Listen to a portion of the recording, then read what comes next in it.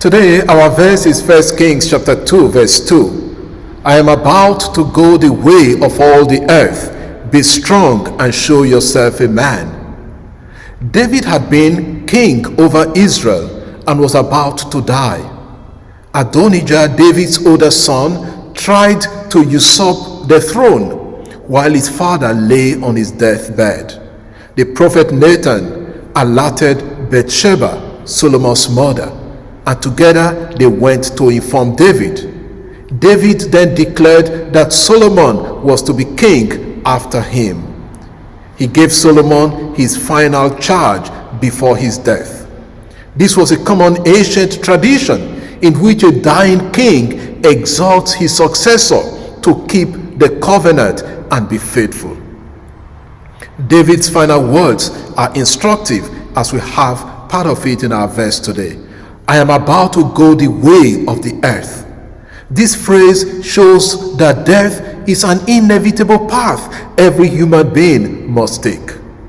The way of the earth, while referring to death, also reminds us of creation, that humans were created from the dust of the earth, and unto dust they must return. Therefore, the universality of death is emphasized. Death is not for a select few. Every human being must go the same way. Not even kings or the mighty are exempt from it. If not, the rich would buy their way to stay alive forever. The poor people like us will die. Mortality is a reality, and we must be conscious of it and accept that my time will come one day. David then exhorts Solomon. Those who are alive must continue the work and live the dreams of those who have gone before us, especially our loved ones. The phrase, be strong and show yourself a man, seems unique to this verse. In many other instances in the Hebrew Bible, you hear, be strong and be courageous. You can look at Deuteronomy chapter 31, verse 6, verse 7, verse 23, and many other instances. Be strong, chazakta, is from the verb chazak, meaning to be firm, to strengthen, prevail, or harden. A king was a man of war. He led his people to battle and defended his territory. Solomon must show his strength as he leads his people.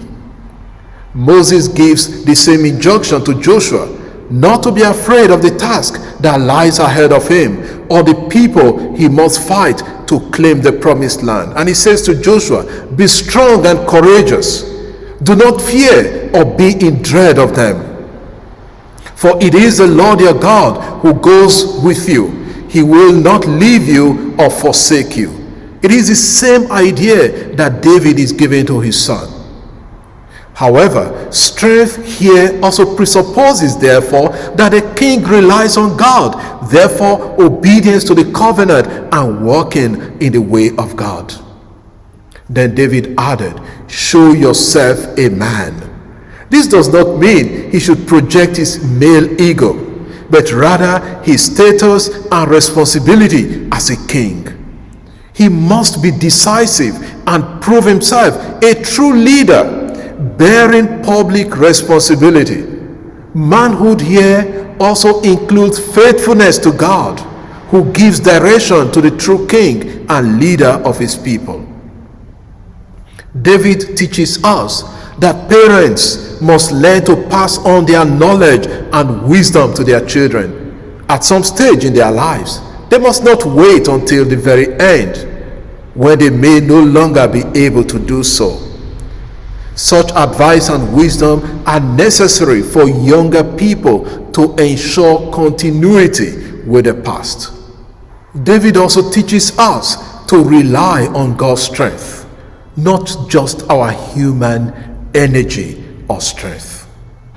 Lord, help us to be obedient above all to your voice and word, which guide and direct our ways. Amen.